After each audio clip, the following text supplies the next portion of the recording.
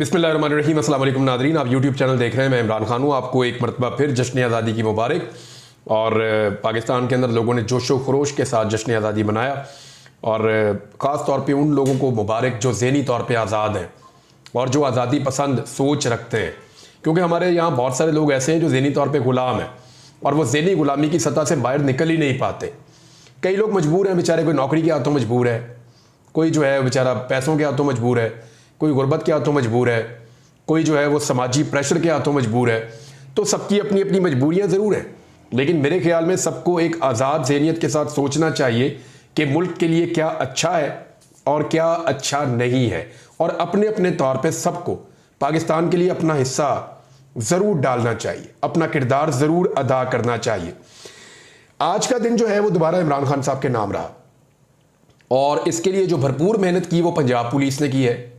यानी पंजाब पुलिस ने निकलने वाले इस्लामाबाद में तो मेरे ख्याल में थोड़ी अक्लमंदी का मुजाहरा किया, और ये जो अक्लमंदी है ये अली नासर रिजवी जो इस्लामाबाद के आईजी हैं, मेरे ख्याल में उन्होंने ये एक असेंबली बनाई कि ज़्यादा रोला नहीं डालना, क्योंकि देखिए डी चौक में बहुत बड़ी तादाद में लोग इकट्ठे हो गए थे, और अगर इस्लामाबाद के अंदर पुलिस निकलती और निकलकर शहरियों को रोकती तो पाकिस्तान के दारुल हुकूमत से इस तरह की खबरें पूरी दुनिया में जाती, ऐसी तस्वीरें और वीडियोस पूरी दुनिया में जाती कि जिससे पाकिस्तान की बदनामी पूरी दुनिया में हो जाती। लिहाजा इस्लामाबाद पुलिस को रोका गया। लेकिन आपको पता है पंजाब में हुकूमत है मरियम नवाज़ की, और उनकी ब्रेकें नहीं लगती। यानी ऐसा लगता है कि उन्हें एलर्जी हो जाती है इमरान खान की फ़ोटो देख के या पाकिस्तान तहरीक इंसाफ का झंडा देख के। और एक और चीज़ जो मैंने नोट की कि मरियम नवाज़ ना, जब शहबाज शरीफ वज़ीर आला पंजाब थे ना, तो वो अपने हर इश्तिहार पर अपने बड़े भाई की फ़ोटो लगाते थे। मैं आपको फिर बता रहा हूँ, शहबाज शरीफ जब भी वज़ीर आला पंजाब बने, उन्होंने अपने हर इश्तिहार के ऊपर, चाहे इक़्तिदार में नवाज शरीफ हो उस वक्त चाहे ना हो, वो हमेशा नवाज शरीफ की फ़ोटो ज़रूर लगाते थे। यानी इवन यहाँ तक हुआ कि लैट्रीनें बनाई लाहौर के मुख्तलिफ इलाकों में, उनके दरवाज़ों के ऊपर वाली साइड जो होती है वहाँ पे भी नवाज शरीफ और शहबाज शरीफ की फ़ोटोएँ लगाई गई थी। शहबाज शरीफ साहब ने, मुझे अच्छी तरह याद है कि 2010 का फ्लड आया, सैलाब आया, सैलाब के बाद सैलाब मुतासरीन की बहाली के लिए निकले, और मैं उन दिनों में रिपोर्टिंग कर रहा था। तो उसमें ना इन्होंने एक इमदादी पैकेज बनाया था। वो जो इमदादी पैकेज था, उस पैकेट के ऊपर नवाज शरीफ का फ़ोटो लगा हुआ था। तो मैंने प्रेस कॉन्फ्रेंस में सवाल कर लिया, अल्लाह ताला उन्हें गरीक रहमत करे, एक ब्यूरोक्रेट होते थे, बड़े ज़बरदस्त इंसान थे, खालिद शेरदिल।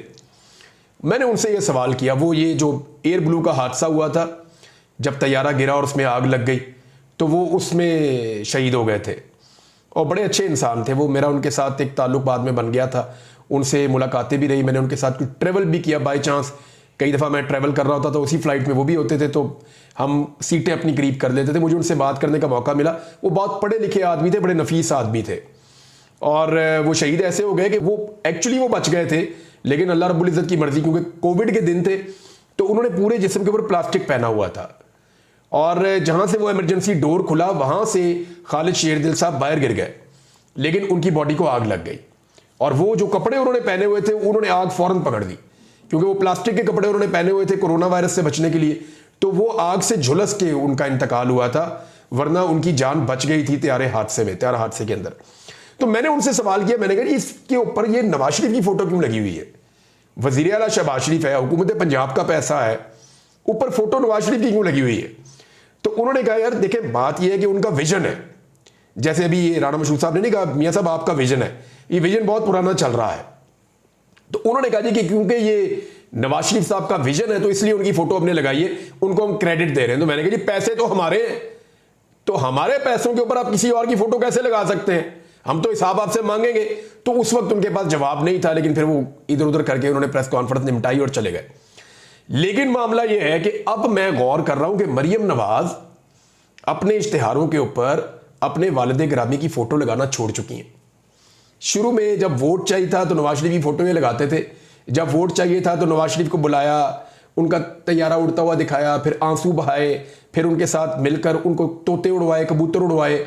उसके बाद मियाँ नवाज शरीफ साहब के नाम का वोट लेने की कोशिश की, फिर नहीं मिला, तो उन्हें पता चल गया कि ये चला हुआ कारतूस है, ये अब नहीं चलेगा। मियाँ साहब के बारे में ऐसा लगता है कि नवाज शरीफ साहब के बारे में शहबाज शरीफ साहब और मरियम नवाज मुकम्मल तौर पर मायूस हो गए कि इस आदमी के नाम के ऊपर दोबारा वोट नहीं पड़ेगा। लिहाजा हमें एस्टेब्लिशमेंट के साथ ही साजबाज करनी पड़ेगी, और इसी तरह के जाली फार्म 47 के ऊपर बार बार हमें इक़्तिदार में आना पड़ेगा। हम कानूनी तरीके से सही इलेक्शन लड़के आइन के मुताबिक हम इक्तदार में नहीं आ सकते, मकबूलियत बढ़ गई है। तो मियां नवाज शरीफ साहब की फोटोज लगाना भी बंद कर दिया। अब अखबारात में इधर उधर इश्तिहारात देखें, कल्ली मरियम नवाज की फोटो लगी होती है। वो ओलंपियन जीत कर आए ना नदीम साहब, अरशद नदीम साहब, उनकी बस के ऊपर भी अकेली मरियम नवाज की फोटो उन्होंने साथ लगाई हुई थी। मियां नवाज शरीफ को ये लोग फरामोश करते जा रहे हैं, बीच में से निकालते जा रहे हैं। ये मैं आपको बता रहा हूं ताकि पीएमएलएन के वर्कर को पता चल जाए कि मियां साहब गए किधर। तो एक्चुअली हमने कुछ नहीं किया, उनके अपने घर के अंदर ये गेम चल रही है। वैसे अरशद नदीम साहब का नाम आया तो उनको बहुत मुबारक हो कि इमरान खान साहब की मुखालफत में उनको करोड़ों रुपए मिल रहे हैं, और मिलने चाहिए। कौम का पैसा इनके बाप का पैसा थोड़ी है। वो अली अमीन गंडापुर ने कहा जी मैं पैसे नहीं दे रहा, सरकारी खजाने में से मैं 1 रुपया नहीं दे रहा। इसलिए नहीं दे रहा कि मेरा मुल्क गरीब है, मेरा सूबा गरीब है, मैं अपने लोगों के पैसे लोगों के ऊपर खर्च करूं, या वो पैसे मैं दे दूं एक खुश होकर कि जनाब बादशाह सलामत बहुत खुश हुए तो ये पैसा हम आपको दे रहे हैं अवाम का। अब वफाकी हुकूमत ने भी दिया, पंजाब हुकूमत ने भी दिया। मैं जाती तौर पर तो खुश हूं कि चलो एक ओलंपियन है, गरीब आदमी, उसको पैसे मिल रहे, बाकी जिंदगी उसकी बड़ी जबरदस्त गुजरेगी, 20-25 करोड़ रुपया इकट्ठा हो गया, बड़ी अच्छी बात है। लेकिन अली अमीन गंडापुर ने कहा कि मैं अपनी जेब से 50 लाख रुपया दूंगा। अब ये शरीफ खानदान और मरियम नवाज वगैरह, ये तो अली अमीन गंडापुर से बहुत अमीर है। इतने अमीर हैं कि आप सोच भी नहीं सकते। इनके तो चपड़ासियों के अकाउंटों के अंदर अरबों रुपए निकलते हैं। तो 1-आधा अरब रुपया अगर ये अपने घर से दे देते, अरशद नदीम को तो कितना मजा आता। लेकिन इन्होंने अपने घर से कुछ नहीं दिया, बल्कि सरकारी खजाने में से पैसे दे रहे हैं। तो चलो दे तो रहे ना, अच्छी बात है, सही जगह जा रहे हैं। लेकिन अली अमीन गंडापुर का वो इनसे एक स्टेप आगे, उन्होंने अपनी जेब से मैं दूंगा। और कुछ और लोगों ने भी उनको कहा है कि जी पैसे हम आपको देंगे, आप दें इसको, हम आपके हाथ से पैसे दिलवाएंगे जो अरशद नदीम को दिलवाने हैं। तो अच्छी बात है, बहुत अच्छी बात है। अब इसमें जी एक और खच बच गई है पंजाब हुकूमत से। जब इन्हें जरूरत होती है ना मकबूलियत की, या जब इन्हें जरूरत होती है कुछ अच्छा परफॉर्म करने की, उसी दिन इनसे कोई ना कोई खच बच जाती है। कैसे, मैं आपको बताता हूं। देखिए, आज का दिन पाकिस्तान तहरीक इंसाफ ने दोबारा निकलना था। कल रात को तो उन्होंने मेला लूट लिया पाकिस्तान तहरीक इंसाफ ने, और मेला उन्होंने ऐसे लूटा कि आंसू गैस चलानी पड़ गई पुलिस को, लाठी चार्ज करना पड़ गया पुलिस को। कुछ लोगों को जो है वो पुलिस ने पकड़ा और गिरफ्तार किया, और उनके ऊपर बहुत टॉर्चर भी किया है।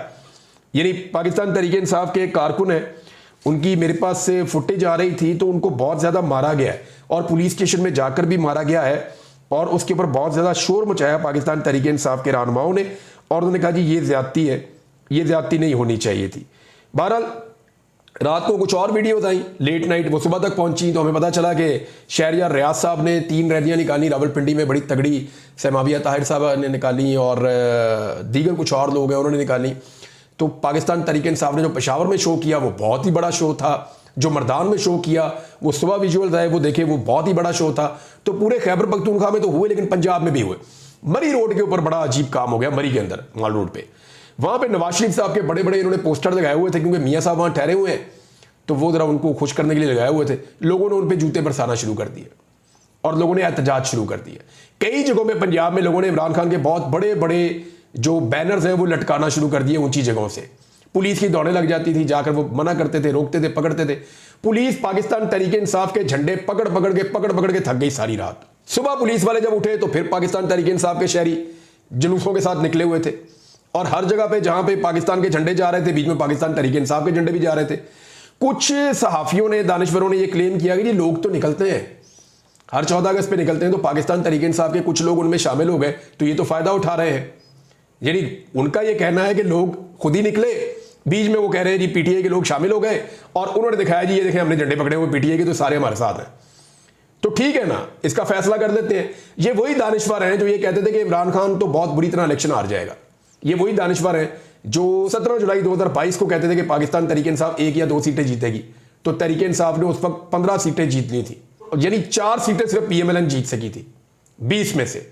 और ये छलांगे मारते थे कि नहीं जी नहीं, पीटीआई गई, बढ़ गई, फारग हो गई, तो पीटीआई ने जीत के दिखा दिया। इनके तजज़िये तब भी गलत साबित हुए।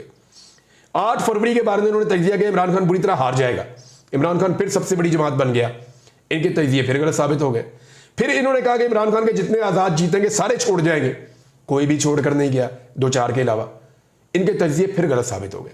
और अब ये कह रहे हैं ना, तो मैं एक चैलेंज करता हूं छोटा सा, ये अपनी चहीती हुकूमत पंजाब को, या इस्लामाबाद की गवर्नमेंट को, या सिंध की हुकूमत को, ये उनको कहे ना, एक दिन के लिए पाबंदी उठाएं, सिर्फ एक दिन के लिए पाबंदी उठाएं, सुबह पाबंदी उठाएं और शाम तक की डेडलाइन दें कि निकलो जी पाकिस्तान तरीके इंसाफ वाले कर लें एक जलसा। मैं आपको फिर कह रहा हूं कि किसी भी शहर के अंदर किसी भी दिन रैंडमली कोई दिन आप अपना लें, कोई भी एक दिन आप रख लें, बारिश वाला दिन रख लें, बेशक महकमे मौसमियात से देख के आप ये कह दें, हुकूमत ये परमिशन दे दी कि आज पाकिस्तान तरीके इंसाफ जो है वो निकले और निकल के फ्री हैंड है वो एक जलसा कर ले, हम उन्हें नहीं रोकेंगे। तो आप सुबह से लेकर शाम तक नज़ारा चेक कर लीजिएगा। ये जो सख्त तरीन जबर और पाबंदी लगाई गई है ना पाकिस्तान तरीके इंसाफ पर, वो इसलिए लगाई गई है कि पूरा निज़ाम ये जानता है कि ये निकलेंगे तो ये रिकॉर्ड तोड़ किस्म के जलसे कर देंगे। अब पाकिस्तान तरीके इंसाफ ने कहा जी हमने 3 जलसे और करने हैं, उस पर बाद में बात करते हैं, लेकिन वही बात वापस आ जाते हैं, खच बच गई। वो क्या हुआ, मरियम नवाज साहबा को सुबह लेकर चले गए मज़ार इकबाल पे लाहौर में। वहां वो पहुंच गई और उनको जाकर उन्होंने कहा जी यहाँ पे अचानक उनके सामने जो विजिटर्स बुक भी रख दी गई। अच्छा, ये नॉर्मली होता ये है कि जब आप जाते हैं तो आपके दिमाग में नहीं होता कि वहां पे कोई विजिटर्स बुक भी आएगी आपके सामने, उसके ऊपर आपको लिखना पड़ेगा, शायद उसके लिए तैयारी नहीं थी। लेकिन जब ये वहां पहुंचे तो उनके सामने वो रख दी, उन्होंने इस पर लिखें, आप अपने तासुरात लिखें। ये कई जगह पे हम जाते हैं तो हमें वो लोग देते हैं लिखने के लिए, कई जगह पे मैंने लिखा है। इसी तरह जो है वो यानी इमरान खान साहब को भी लिखते देखा है, दुनिया भर के रहनुमा आते हैं वो लिखते हैं, लेकिन मैंने इतना पैथेटिक सीन आज तक नहीं देखा। भाई एक सूबे की वजीर आला बनाया गया बेशक, लेकिन पाकिस्तान का सबसे बड़ा सूबा है, पाकिस्तान की आधी आबादी उस सूबे में रहती है, दुनिया के बेशुमार मुल्क जो हैं वो इस सूबे से छोटे हैं। इतनी बड़ी जिम्मेदारी है और एक ऐसी औरत के कांधों पे है जो एक लाइन लिखने के अंदर जो है उसको मुसीबत पड़ गई थी कि मैं लिखूं कैसे। भाई इकबाल के मज़ार पे आई हैं आप इकबाल के मज़ार पे आई हैं। अल्लामा इकबाल कितना बड़ा नाम है, उन्होंने ऐसा लिखा कि दुनिया आज भी उनके लिखे हुए को पढ़ती है तो रोंगटे खड़े होते हैं। तो कम से कम उनके शायान शान कुछ लिखें तो सही, वहां पे आप कुछ लिखना तो था आपको वहां पे। यास्मीन राशिद साहबा की मुझे बात याद आई, उन्होंने कहा जी इनके स्कूल में भी नंबर ठीक नहीं आए थे, पता नहीं कैसे नकल की थी। फिर वो ये कहती हैं कि जनाब इनको दाखिला नहीं मिल रहा था कनेड कॉलेज में, वहां पे भी फिर पता नहीं क्या कुछ इनके वालिद साहब ने किया था। फिर इनको मेडिकल कॉलेज में दाखिला नहीं मिल रहा था, वहां पे भी इनके वालिद साहब ने गेम डाली थी। तो ये अगर अपने इनके वालिद साहब ने इनके साथ ये सब कुछ ना किया होता तो इतनी नालायक तो ना होती ना। यानी उस्मान बुज़दार को भी अगर हम कल पकड़ा देते और ये विजिटर बुक उनके सामने रख देते तो वो भी कुछ ना कुछ लिख देते।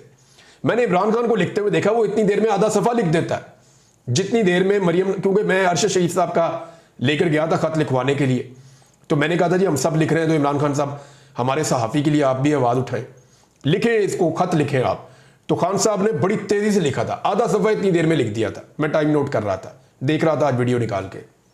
तो मरियम नवाज साहबा तो लिखा ही नहीं जा रहा, एक एक लफ्ज़ लिखती हैं फिर सोच में बढ़ जाती हैं, फिर एक लफ्ज़ लिखती हैं फिर सोच में बढ़ जाती हैं। इतनी कन्फ्यूजन और ऐसी अजीबोगरीब हैंड राइटिंग, ये तो प्राइमरी के बच्चे की ऐसी राइटिंग नहीं होती। और यहाँ पाकिस्तान से तालीम हासिल की है, ये भी नहीं कह सकते कि हमें उर्दू लिखनी है, उर्दू पढ़नी नहीं आती।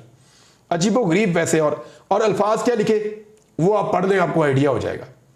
मैं तो किसी को कहता हूँ जाए जाके विजिटर बुक के अंदर से मरियम नवाज ने जो लिखा है ना वो वाला पोर्शन निकाल के उसकी वीडियो बना के भेजे, पता चले वहाँ लिखा क्या है। आज तो चले बंद है ना, कल वो खुल जाएगा, जाके विजिटर बुक कोई भी पढ़ सकता है, जाके वहाँ पे निकालें वो पोर्शन और निकाल के पढ़ें। मेरे तो ख्याल में ये उसको निकाल के ले गए होंगे, और अगर वो वहाँ पे मौजूद है तो उसको निकाल कर दुनिया के साथ शेयर किया जाए कि जनाब मेंटल कैपेसिटी क्या है उस खातून की जिसको इतना बड़ा सूबा दे दिया है। भाई वहाँ कुछ शेर लिखो ज़बरदस्त किस्म का, वहां कोई ऐसा जुमला लिखें जिसको आने वाली नस्लें पढ़ें, पता चले को वजीर आला आया था वो कुछ लिख कर गया है, कुछ ऐसा जो बाकी सबसे बेहतर हो, कुछ ऐसा जो उस दिन कम से कम सबसे बेहतर हो। लेकिन मायूसी किया, एक दफा फिर खच बज गई। अच्छा, अब मामला यह है कि पाकिस्तान तहरीक इंसाफ ने आज का दिन भी जीत लिया, कल का दिन भी जीत लिया, लेकिन क्या वो लगातार जीतते रहेंगे, इसके ऊपर एक सवाल उठ जाता है। जो गिरफ्तारी है ना, गिरफ्तारी तो नहीं है, वैसे ही तहवील में लिया गया है फैज़ हमीद साहब को। गिरफ्तारियां तो होती हैं, यानी जिस तरह हमारी गिरफ्तारी हुई, जिस तरह हमें गायब कर दिया गया, जिस तरह पाकिस्तान तहरीक इंसाफ के लोगों की गिरफ्तारी होती है, जैसे PMLN के लोगों की गिरफ्तारी होती है। मुझे कुछ दोस्तों ने बताया कि ये गिरफ्तारी वैसे नहीं है, लफ्ज़ तहवील इस्तेमाल किया गया है, तो वो एक तरह से तहवील में लिया गया है। लेकिन उसको कुछ लोग अजीब अजीब माने पहना रहे हैं। कोई कहता है जी 9 मई, कोई कहता है जी सोशल मीडिया, कोई कहता है जी डिजिटल दहशतगर्दी, कोई कहता है कुछ, कोई कहता है कुछ। वज़ीर आज़म शहबाज शरीफ, वो इस मुल्क के वज़ीर आज़म है, उनका स्टेटमेंट देखें। वो ये कहते हैं कि दुश्मन डिजिटल दहशतगर्दी का हथियार इस्तेमाल कर रहा है। आप क्या कहना चाहते हैं पूरी दुनिया को कि आप इस मुल्क के वजीर आजम हैं? यही मुझे हैरत हो रही है कि आप इस मुल्क के वजीर आजम हैं और आप कह रहे हैं कि जी लोग मेरे से सवाल कर रहे हैं, यूथ मेरे से बातें पूछ रही है, यूथ मुझे कह रही है कि आप कैसे जाली फॉर्म 47 पे हुकूमत में आ गए, लोग कह रहे हैं कि बिजली की कीमत क्यों बढ़ा रहे हैं, लोग कह रहे हैं कि पेट्रोल की कीमतें क्यों बढ़ा रहे हैं, लोग आपकी कारकर्दगी के ऊपर सवाल उठा रहे हैं और आप कह रहे हैं डिजिटल दहशतगर्दी है। ये हद हो गई मियां साहब। यानी ये कहां की डिजिटल, लोग सवाल पूछ रहे हैं आपसे, लोग सोशल मीडिया से इस्तेमाल करते हुए, क्योंकि इलेक्ट्रॉनिक मीडिया तो आपके खिलाफ खबर चलाने के लिए तैयार नहीं है, इलेक्ट्रॉनिक मीडिया तो आम आदमी की बात सुनने को तैयार नहीं है। पहले तो जब इमरान खान का दौर था तो माइक ले जाके मुंह में घुसेड़ देते थे आम आदमी के कि जनाब आप बताएं, अब बताएं आया तब्दीली का मजा, रियासत मदीना च मजा आ रहा है, तब तो इस तरह के सवाल होते थे। तो तब तो लोग सोशल मीडिया पे ये नहीं करते थे। वजह यह है क्योंकि मेन स्ट्रीम मीडिया पे सारी लोगों की जो दिल की भड़ास है वो निकल रही थी, लेकिन अब आपने पूरा का पूरा मीडिया कंट्रोल कर लिया है, हर चीज को आपने कब्जे में ले लिया है, तो लोग तो फिर आपसे सवाल पूछेंगे। अब वो मीडियम चेंज हो गया, वो सोशल मीडिया पे आके पूछ रहे हैं, उसको आप डिजिटल दहशतगर्दी का नाम दे रहे हैं। बड़ी ज्यादती है मियां साहब।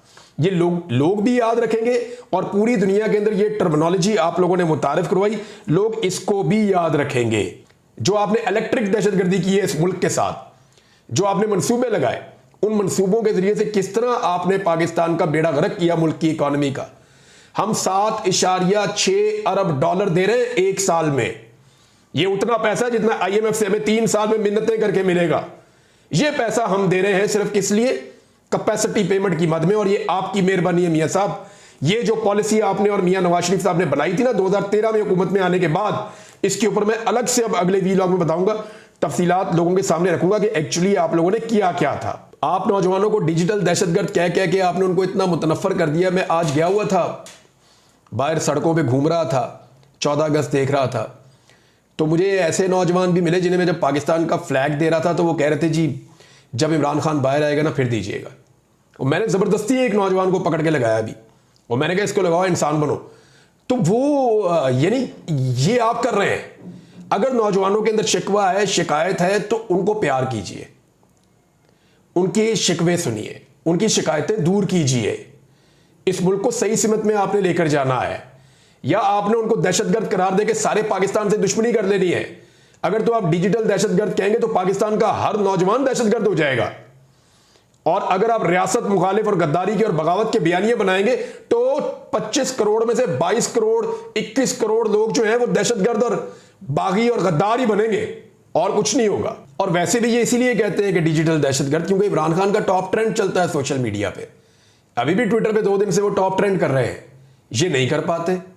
ये क्यों नहीं कर पाते? पैसे इनके पास हैं, मुलाजमीन इनके पास हैं, बंदे इन्होंने सोशल मीडिया के भर्ती किए हुए हैं, फिर भी नहीं कर पाते। ये कर भी नहीं पाएंगे क्योंकि ये नौजवानों के दिल की आवाज है। इसको जब तक आप दहशतगर्दी कहते रहेंगे, लोग आपसे मजीद मुतनफर होते जाएंगे। कुछ और खबरें नाज़रीन आपके साथ शेयर करूंगा, लेकिन बाद में करूंगा। अब तक लेते हैं, अपना ख्याल रखिए, अपने चैनल का भी। अल्लाह हाफ़िज़।